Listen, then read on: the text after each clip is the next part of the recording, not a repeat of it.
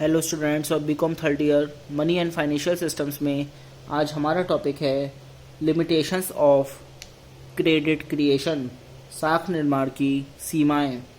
इसमें सुनिए, बैंकों द्वारा साख सृजन की शक्ति असीमित नहीं है। उनकी इस शक्ति की कुछ सीमाएं हैं जिनका वर्णन दिया गया है।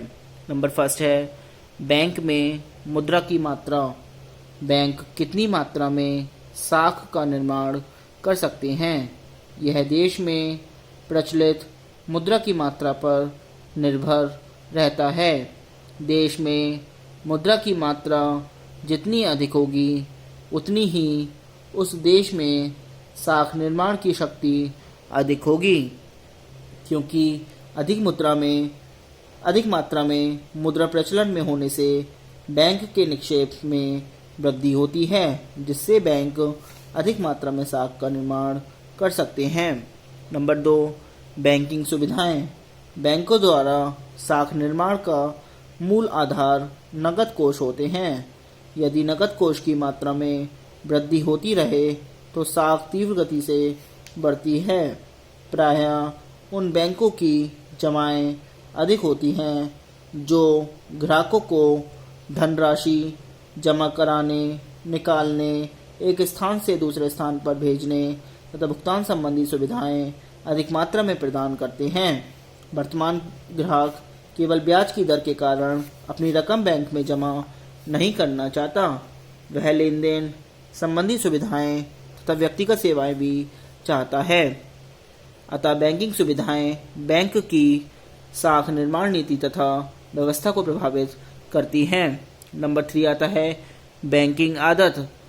यद्यपि स्थान स्थान पर बैंक की शाखाएं खुलने से जनता को बैंकों में धन जमा कराने के लिए प्रोत्साहन मिलता है, परंतु अविकसित देशों की जनता को बैंकों में रकम जमा कराने, उधार लेने अथवा चेक आदि द्वारा भुगतान कराने की आदत नहीं होती, जिससे बैंक की पूंजी में कम अदल बदल होती है और वह साख का निर्माण नहीं कर पाता है।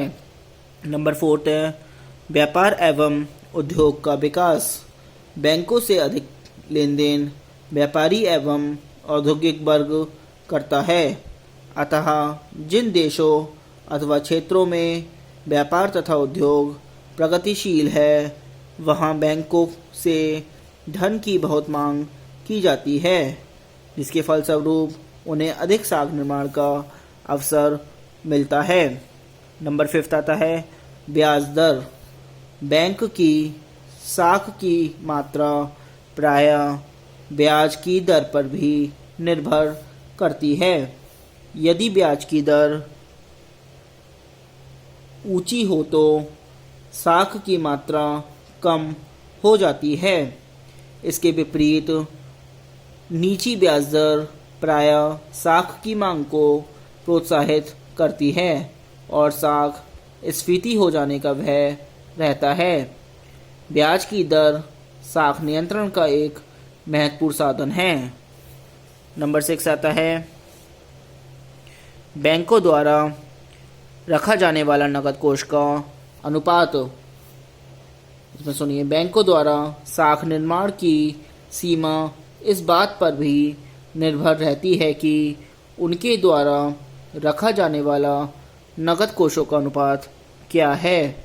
यदि कम मात्रा में नकद कोष रखे जाते हैं तो इसका अर्थ यह है कि बैंक अधिक मात्रा में ऋण दे सकते हैं तथा अधिक मात्रा में साख निर्माण कर सकते हैं। यदि यह अनुपात बढ़ा दिया जाता है तो बैंकों की साख निर्माण की क्षमता संकुचित हो जाती है।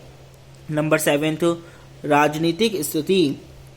यदि देश की राजनीतिक स्थिति शासन व्यवस्था में स्थायित्व है तो देश का आर्थिक विकास दृढ़ एवं सुनियोजित रूप में होगा और साख में भी आवश्यकतानुसार वृद्धि होती रहेगी।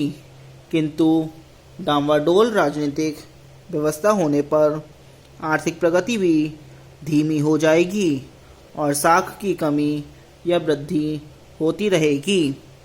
नंबर 8 आता है व्यावसायिक लाभ। यदि व्यापार तथा उद्योग में लाभ की दरें ऊंची होंगी तो ऊंची दरों पर भी ऋण की मांग होगी और साख का तीव्र गति से प्रसार होगा। किंतु यदि व्यवसाय के लाभ की दरें कम हैं तो साख की प्रगति सामान्य रहेगी। नंबर 9 आता है सट्टे का जोर। यदि देश में सट्टा करने वालों की क्रियाओं पर प्रतिबंध नहीं है तो सट्टा जोर पकड़ जाता है और बैंक तेज गति से साख का प्रसार करने लगते हैं, क्योंकि सट्टा करने के लिए जल्दी जल्दी काफ़ी मात्रा में पूंजी की आवश्यकता होती है और फलस्वरूप साख स्फीति होने का भय रहता है।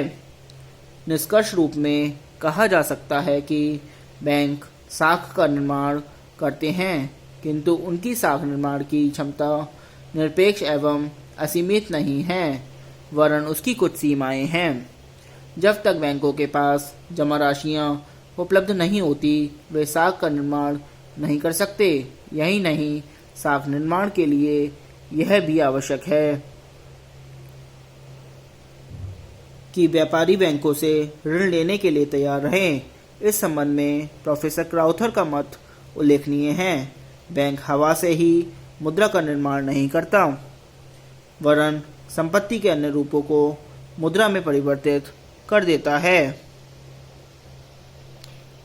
अब आता है क्रेडिट रेगुलेशन यानी कि साख नियंत्रण।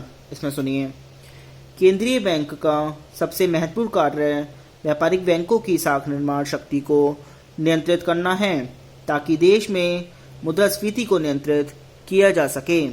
साख नियंत्रण के माध्यम से केंद्रीय बैंक देश की अर्थव्यवस्था को स्थिर करने का प्रयास करता है ताकि आर्थिक उच्चावचनों से बचा जा सके। प्रोफेसर शॉ ने साख नियंत्रण को केंद्रीय बैंक का सबसे महत्वपूर्ण कार्य माना है। अब आता है एम्स ऑफ क्रेडिट रेगुलेशन, साख नियंत्रण के उद्देश्य। इसमें सुनिए, साख नियंत्रण के निम्न उद्देश्य हैं। नंबर 1, आर्थिक स्थायित्व एवं पूर्ण रोजगार। आधुनिक अर्थशास्त्रियों के अनुसार देश की मौद्रिक और साख नियंत्रण की नीति ऐसी होनी चाहिए जिससे व्यापार चक्रों को रोका जा सके तथा देश में आर्थिक स्थायित्व और पूर्ण रोजगार स्थापित किया जा सके। नंबर 2, मूल्यों में स्थायित्व। यदि साख की मात्रा और देश की व्यापारिक आवश्यकताओं के बीच उचित समायोजन होता रहे तो कीमत स्तर में स्थायित्व बना रहेगा। अतः मूल्यों में स्थायित्व बनाए रखने के लिए साख का नियंत्रण आवश्यक है। नंबर 3 है विनिमय दर में स्थायित्व। साख नियंत्रण का एक उद्देश्य मुद्रा की विनिमय दर को उचित स्तर पर बनाए रखना होता है। साख की मात्रा में वृद्धि से प्राप्त स्फीति की स्थिति उत्पन्न हो जाती है जिससे विनिमय दर गिरने लगती है। इससे देश की अर्थव्यवस्था में गड़बड़ी होने का वह रहता है और मुद्रा का अवमूल्यन करना पड़ सकता है। नंबर 4 आता है आर्थिक विकास। अर्धविकसित देशों में साख नियंत्रण का उद्देश्य आर्थिक विकास माना जाने लगा है, अर्थात साख का नियंत्रण इस प्रकार किया जाना चाहिए कि देश में आर्थिक विकास के लिए उपयुक्त दशाएं उत्पन्न की जा सकें। कौन सा उद्देश्य अधिक महत्वपूर्ण? यह प्रश्न उठाया जाता है कि उपरोक्त चारों में कौन सा उद्देश्य महत्वपूर्ण है।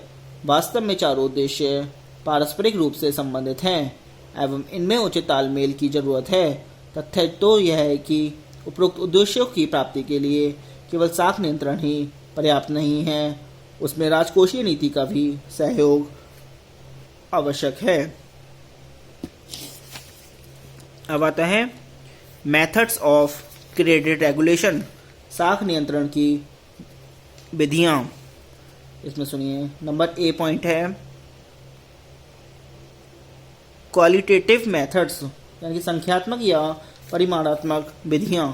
इसमें सुनिए, संख्यात्मक या परिमाणात्मक विधियों के द्वारा साख की मात्रा और उसकी कीमत पर नियंत्रण रखा जाता है। ऐसी विधियों में प्रमुख है बैंक दर, खुले बाजार की क्रियाएं, परिवर्तनशील कोषानुपात और तरल कोषानुपात। इसमें नंबर फर्स्ट आता है बैंक रेट और डिस्काउंट रेट, बैंक दर या कटौती दर। इसमें सुनिए, बैंक दर वह दर है जिस पर केंद्रीय बैंक व्यापारिक बैंकों को रकम उधार देता है या उनके द्वारा प्रस्तुत प्रथम श्रेणी के बिलों की पुनर्कटौती करता है। कुछ देशों जैसे कि इंग्लैंड और अमेरिका में बिलों की पुनर्कटौती का महत्व अधिक है, अतः वहाँ इस दर को कटौती दर भी कहा जाता है। अब आता है relation between bank rate and market price, market rate यानी कि बैंक दर और बाजार दर में संबंध। इसमें नंबर फर्स्ट है साख का प्रसार एवं संकुचन।